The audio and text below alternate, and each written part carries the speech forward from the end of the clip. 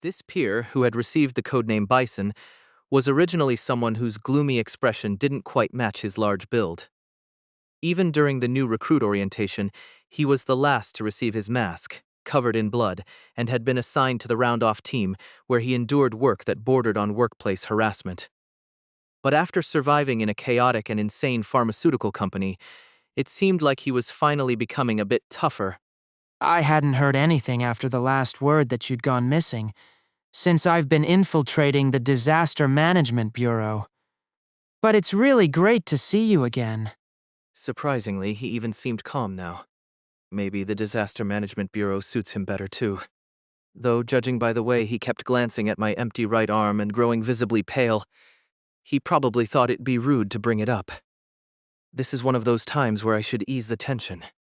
I just got unlucky on my first mission and got caught up in something tough. But the Bureau's taking care of it, so I think I'll be fine. For some reason, I could feel a strange look from Go Yongyan, but I let it slide for now. I heard you were assigned to the site cleanup team, Hyun-si. Jang Hee-woon's expression brightened a little. Well, sometimes I have to see some horrific things, yes, but Ah, right. The site cleanup team usually deals with cleaning up all the messes. everyone's been kind and understanding since I'm new, so thankfully, I've been adjusting well. That was good to hear, but his expression darkened slightly again. It's just... so I'm even more concerned. From what we were told earlier, we're supposed to steal documents about a really dangerous ghost story. And I'm just wondering if we're really okay with that. The Disaster Management Bureau truly acts with a sense of duty to counter paranormal phenomena, and I'm worried we might cause major harm. If that's the case, would you quit? I already knew the answer without hearing it. Only people that desperate for a wish ticket would end up in a situation. I knew that in different circumstances, they wouldn't act selfishly. Especially thinking about the compassion and determination Go Yongin had shown back in Lookie Mart. But there's something inside these people. Something they won't compromise on.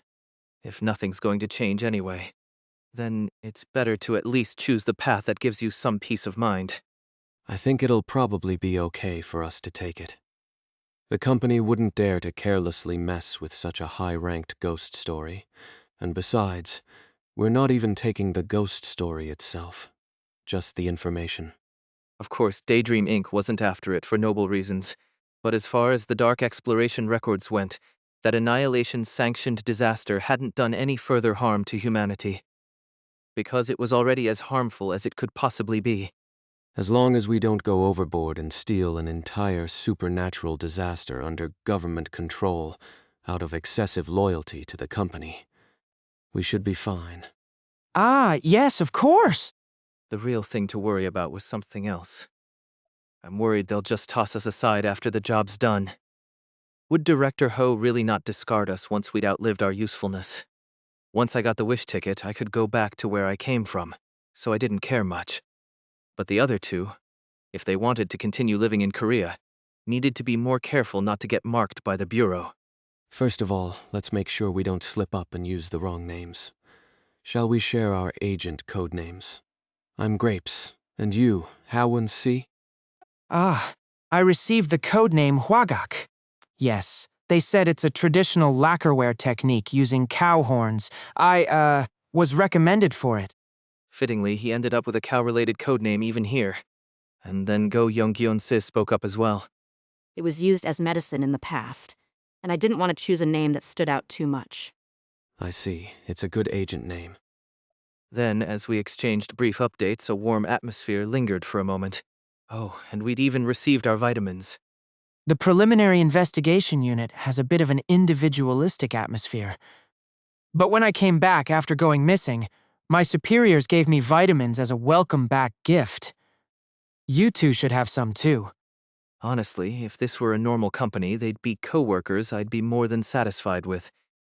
If we weren't spies for a deranged pharmaceutical company, infiltrating the government in a ghost story universe, that is, I gave a brief update about myself as well. Oh, you're being discharged within a week? The wound where my right arm had been severed had quickly stabilized and was healing well. perhaps due to some sort of supernatural treatment at the Disaster Management Bureau-affiliated hospital. A rough estimate, 1 more week of hospitalization and I'll be returning. And as soon as I'm discharged, I'll be serving as a temporary agent and experiencing various assignments for 3 weeks. If we happen to run into each other, I look forward to working with you. I'm definitely going to the site cleanup team.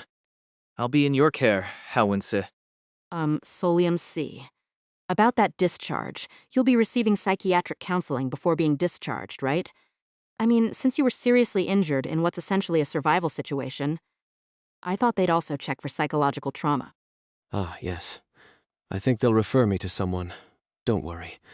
I'll be careful not to leak any intel during it. But Go Youngjin-si shook her head.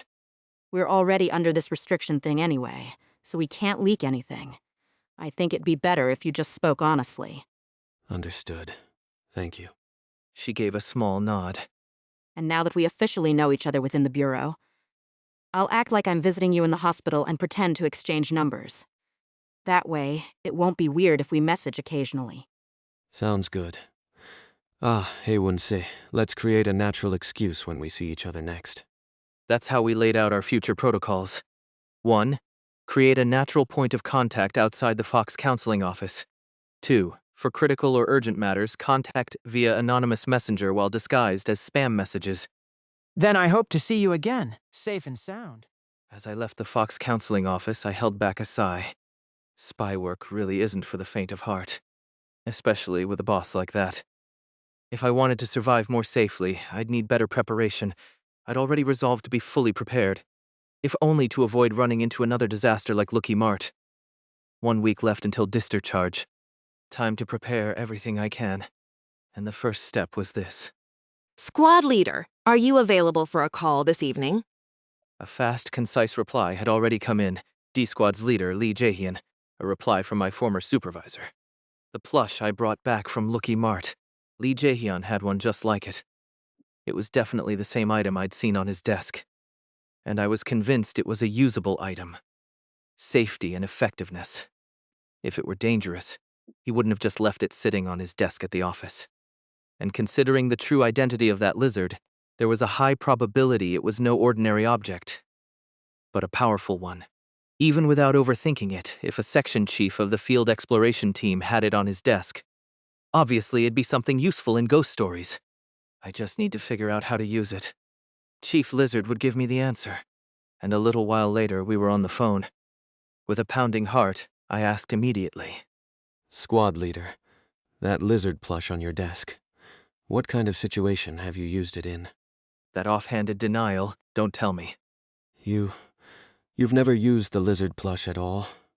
You didn't purchase that item, squad leader. Let's narrow it down further. Do you know how to use the lizard plush? I've managed to get one of those plushies myself, but I have no idea how to use it. I'd appreciate it if you could tell me the specific purpose. And finally I added, It wasn't purchased from the Space Shopping Mall. I blurted it out because I felt guilty. I haven't even been able to set foot in that place, since I don't have any money.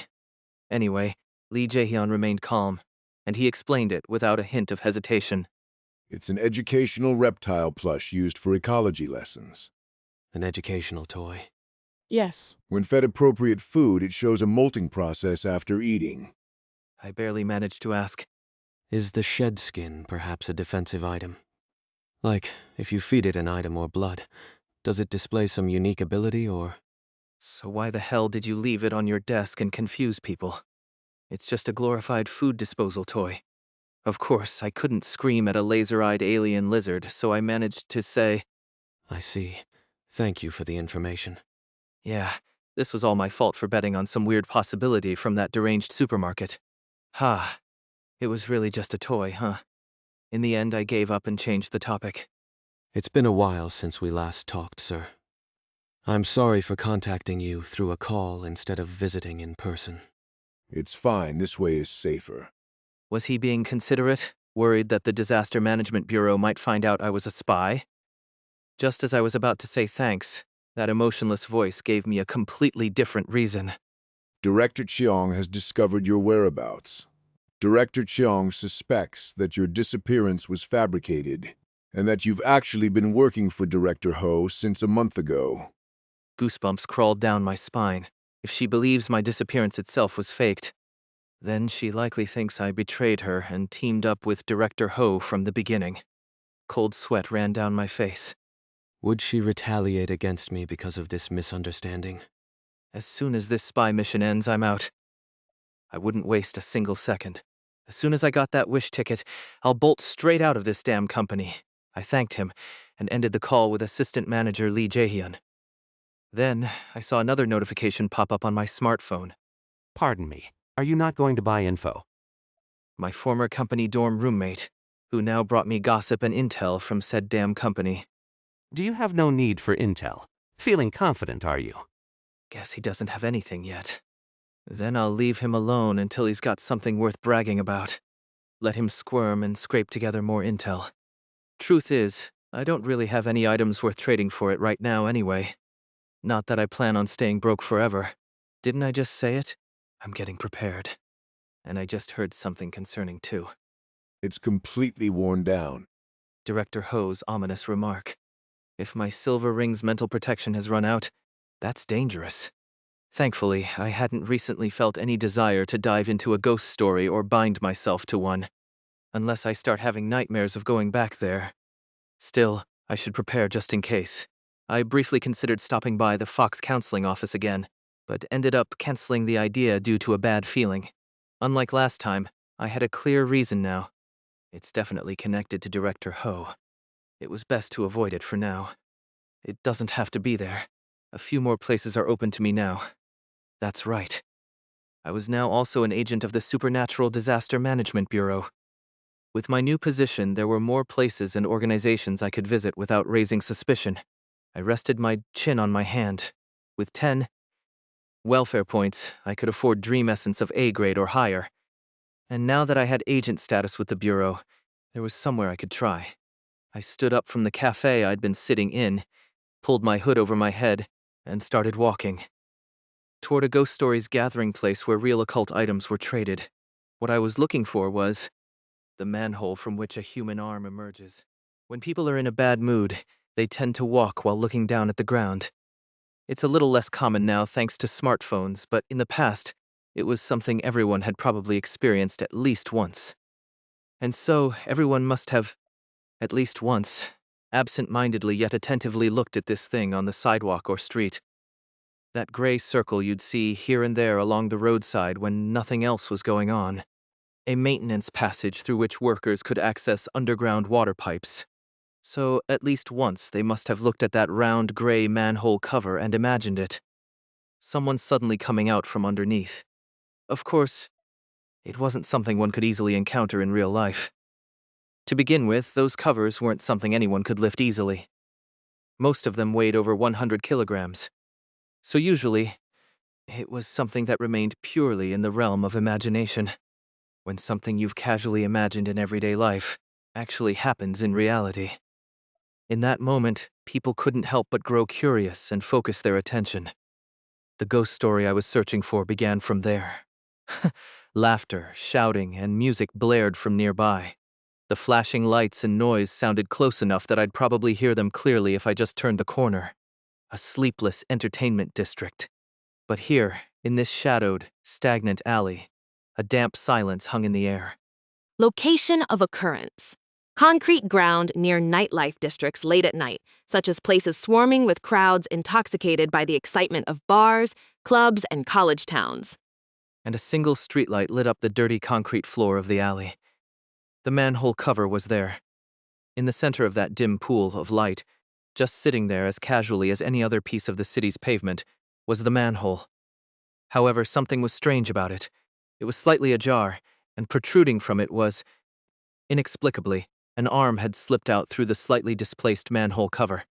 5 pale fingers dangled under the streetlight, gently swaying, as though asking for help. Previously reported arm appearances. An elementary schooler's hand with nail art, a sanitation worker's uniform, a knitted sleeve, an old-style student uniform, a business suit, a military uniform from of the unknown division, a wart-covered elderly hand, a something fingernailless hand covered in something tattoos. Ordinarily, it was such an unnatural sight that people either screamed, froze, or reported it to someone. But if they were drunk or swept up in the atmosphere, they might just approach without thinking. That was exactly what this ghost story was aiming for. To lure people in, I slowly approached the arm sticking out of the manhole. The fingers quivered slightly. One step, then another. And when there was about one body length of distance left between us, then I rummaged through the backpack I was wearing, reached into a packet of salt I had brought with me, and grabbed a handful. I threw it over my left shoulder, straight toward the manhole. A screech erupted behind me. It was such a thunderous sound one would never believe was caused by just a bit of salt. Then came a stench, as if something rotten was burning. Smoke billowed up and rolled in. But I never turned to look back. If I just stood still right where I was. Before long, both the sound and the stench disappeared completely. Only then did I turn my head. All that remained was the dark manhole, faintly illuminated by the streetlight, and just slightly the cover was ajar. Once the arm is driven out using a salt offering, the manhole becomes temporarily accessible. I stuffed salt into both side pockets and approached the manhole. The raised pattern and lettering on the manhole cover, lit by the streetlight, gradually became clearer. Usually, the outer ring of a manhole cover displayed its purpose and destination, while the center showed the logo of the managing agency. This manhole cover was no different. Looking closely, I could identify both its destination and its managing authority. This didn't lead to a sewerage. It was an entrance to something else, somewhere else. I grabbed the lid with trembling hands and pushed. But slowly, the black manhole cover began to slide aside, revealing the pitch-dark hole beneath it. Nothing could be seen below. A deeply unpleasant void. I double-checked that I had my gloves, mask, and hat on properly. Then, after sprinkling salt all over my body, I stepped down onto the ladder. I grew more distant from the noise above. Light and any sign of life faded away downward. Even further down. Maybe it's scarier because I'm alone. A chill ran down my spine, but I grit my teeth and kept going. I was the same person who had survived 4 whole days inside that insane supermarket just a few days ago. Clenching my jaw, I kept moving downward. After several dozen seconds, by the time one of my gloved hands was slick with sweat, my feet touched the ground. I ignored the disgusting, squelching texture as much as possible and moved mechanically. What lay ahead was a cramped, dark sewer where I couldn't even fully straighten my body. Strangely, there was no light, and yet the gloomy passageway was clearly visible. This is seriously insane. Enduring the spine-prickling silence, the darkness, and the chilling stench, I pressed deeper in, to a place so cut off that neither phone signals nor cameras would work. And then, at some point, it was a rusted door that looked like it belonged in a sewer. A round, bulkhead-like door. It's filthy and heavy, the kind you might see in an old industrial facility. And on it, carved in raised characters, a hungry ghost tormented by starvation after falling into hell due to greed. Or the hell where such a ghost resided. Strangely, just to the left of that door, there was a single hole. From beyond it, the sound of flowing water could be heard. I steadied my breathing, coated myself with salt once more, and gripped the rusted door's handle. Then, holding my breath, I opened it. A wide, plaza-like space spread out before me. The dome-shaped ceiling above made it look somewhat like a traditional wastewater treatment plant. But the walls were completely covered in hands. Dried-up hands with exposed bone. Hands tattooed with strange symbols on the backs. Hands wearing ceremonial gloves. Hands with manicured nails. And every one of those hands was clutching something. The Plaza of Encounters, as recorded in the Dark Exploration Records. The Faceless Market. Dark Exploration Records Special Zones. A small-scale special zone that has branched off from a ghost story featured in the records. A bizarre space that can be accessed by using the manhole arms, which lure people by moving between the realm of the living and the dead.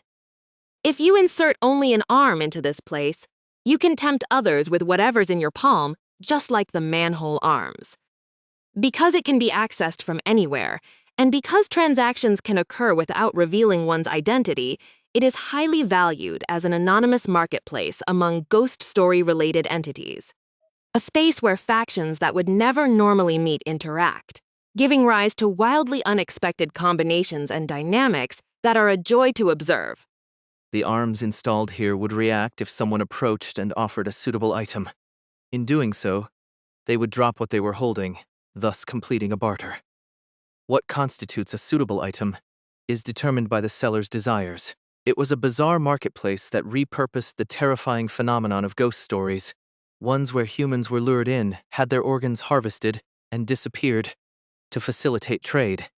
In the case of Daydream Inc., their tendency to attract hostility meant that if someone's affiliation to the company was exposed, they might be refused, or even attacked.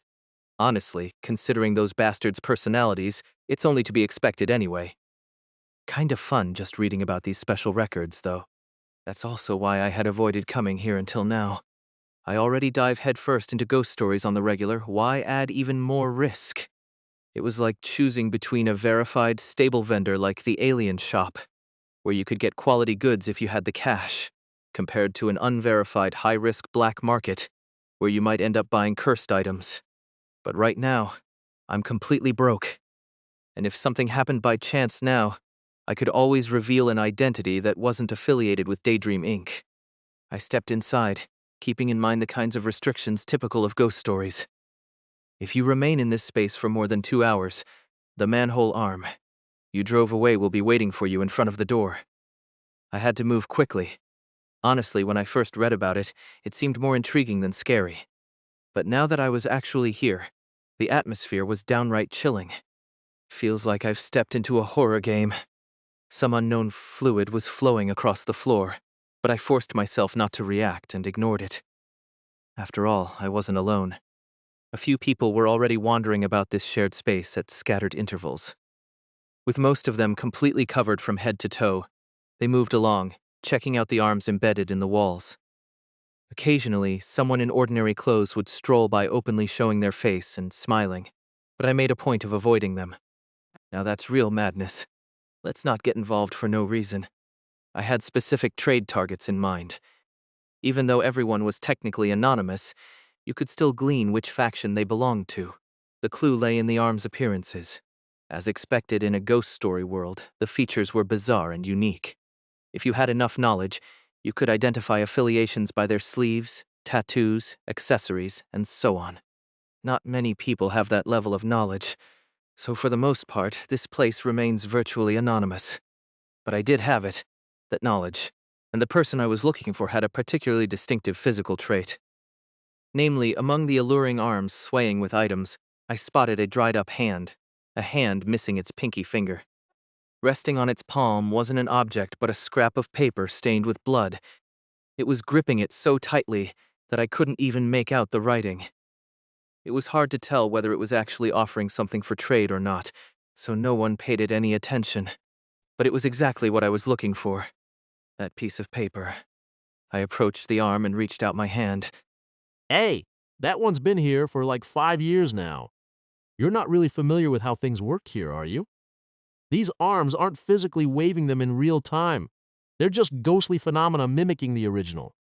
Someone grabbed my shoulder and started chatting. It's not like someone's been holding out that arm for 5 years straight. They probably left 5 years ago. Or died. The real problem was that it's a voice I recognized. Instead of ripping myself free and running at full speed, I stiffly turned my head. Doesn't exactly look like a tempting item, right? Only the crescent curve of their eyes was visible above the mask. But just from that and their voice, I could tell who it was. I had seen that face only a few days ago. The early-era named agent who had visited my hospital room. Right now, I had padded the area where my right arm should have been with a mannequin prosthetic and cotton, then concealed it under a coat. In this kind of darkness, it shouldn't be easy to tell I was missing an arm. Of course, given that he was a veteran agent of the Disaster Management Bureau, he might pick up on it through sheer intuition and experience. Still though, in a ghost story world, it wasn't exactly rare to find people missing limbs. But I couldn't count on that for certain. Running away now would only make me look suspicious. I barely managed to steady myself and looked straight at him. There was still a chance he'd only struck up conversation to identify the item I was reaching for. Want another tip? Not a lot of people know this one. Agent Choi glanced at the hand I'd extended toward the arm, then leaned in close, whispering like we were old friends. The veins on wrists. Turns out those are unique to each person too. They're almost like fingerprints. If you memorize someone's vein patterns, it's perfect for tracking them down. People can cover their faces, disguise their body shapes, even burn off their fingerprints. But veins? And most people let their guard down. Think they've hidden everything. Hubei Nim, what are you doing here? Or rather, who told you about this place? I hadn't expected there to be a lunatic who could recognize someone just from the veins between their glove and sleeve. And even less did I expect to be the one caught by it. Huh. This is driving me nuts. A situation that went beyond chilling, to the point that it made a person freeze. But I couldn't afford to freeze. I just had to show a little confusion. Anything more would look suspicious. Feigning nervousness, I swallowed audibly as I looked at him. Then, like someone cornered by a street cultist, I backed away. I'm sorry, but I'm here with someone. In other words, I pretended not to recognize Agent Choi. A rookie agent, mentally wrecked after losing an arm, might very well fail to recognize a sunbae who visited once in the hospital just by their eyes. Especially if that rookie had mustered their last bit of courage to step into a terrifying place ghost story realm. This way, he might get flustered too and start explaining things. Egu, alrighty. Take care. See you at work. No way out of this. In the end, I opened my mouth, as if I was speaking out of vague uncertainty upon hearing the word work. Are you the superior I met at the hospital? Oh, now you recognize me. Good. Agent Choi patted my shoulder and casually tried to guide me toward the edge of the plaza. Wait, hold on. Sorry, I was actually going to buy that. Hey, I told you already. That thing's been sitting there unsold for 5 years, yeah? Let's talk instead. I'm just happy to see you here. Why's a rookie who should be in a hospital showing up in a place? Deliberately, I reached under my coat and touched the fake right arm. I felt Agent Choi's gaze. In this place, I heard that there might be something here that could be used temporarily to replace an arm. Aha! And who told you that? Jaekwon? Dropping a name just like that would scream, I'm lying through my teeth to get out of this. It also didn't fit the persona I'd been building back at the Bureau. That would have been pathetic. As expected, Agent Choi chuckled and gave me another pat on the shoulder. So this approach was working after all. Or maybe you figured I'd see through a made-up name right away. Isn't that right? Ha ha ha ha! It's fine. What agent doesn't have secrets? Maybe there's a reason you can't say. Let's see. You were trying to buy that, right? Mind if I take a look? Agent Choi turned his attention to the arm I'd been about to make a deal with. A hand missing its pinky finger, clutching a blood-stained, crumpled scrap of paper. But that doesn't really look like an item linked to the arm itself. Why were you trying to buy it? I don't get it. It looks desperate. It's gripping that paper so tightly, and there's blood on it. So, I thought maybe the hand's owner was holding on to some kind of distress message. Not right now, but that had been my theory when I first read the entry about this arm in. Either way, Agent Choi didn't respond for a moment. Now's my chance. Time to explain. I didn't know it had been here for 5 years, though. Hubei Nim, let's think about it for a sec. Agent Choi placed a hand on my shoulder and gently turned me around. From the front, the wall of the plaza came into view, covered in undulating, grotesque arms. Does this really seem like the kind of place where someone would be sending a distress signal? Everyone here came voluntarily into this bizarre space to sell things. Doesn't seem like a likely setting for someone in need of rescue, does it? Seems like we can pass on this one then, yeah? Not something Agent Choi would normally say. That is not the Agent Choi I knew from the Dark Exploration records. He was the type who would do anything to save even just one more person. Agent Choi was a named character of the Wiki's early era. And in the founding days of back when only the Supernatural Disaster Management Bureau existed, the logs had emphasized the government agency's core mission: to save civilians. To enhance immersion and narrative cohesion, additional settings were added for tonal consistency and ease of story progression. The Supernatural Disaster Management Bureau prioritizes the lives of its agents above all else during all operations. Moreover, they placed more weight on ending the ghost story itself than on rescuing civilians. Thus, occasional civilian casualties were an acceptable risk. But Agent Choi had been a named character before those world-building details were added. Naturally, that meant he was the type of agent who pushed himself to the limit to save every last civilian. In the process, he used underhanded or clever tactics, gained various abilities and items, but his essence had never changed. Not until he was presumed dead after going missing during the Lookie Mart incident. Looks like I can go through with this. Still, I'd like to try, sir. I suddenly pulled out the item I had prepared and reached out, toward the hand missing its pinky finger. That arm doesn't even do trades. The arm lunged out aggressively, and then a crunching sound came, as if the hand without a pinky swallowed the item I had offered. In return, the blood-stained, crumpled scrap of paper it had been holding dropped to the filthy floor, and I barely managed to catch it.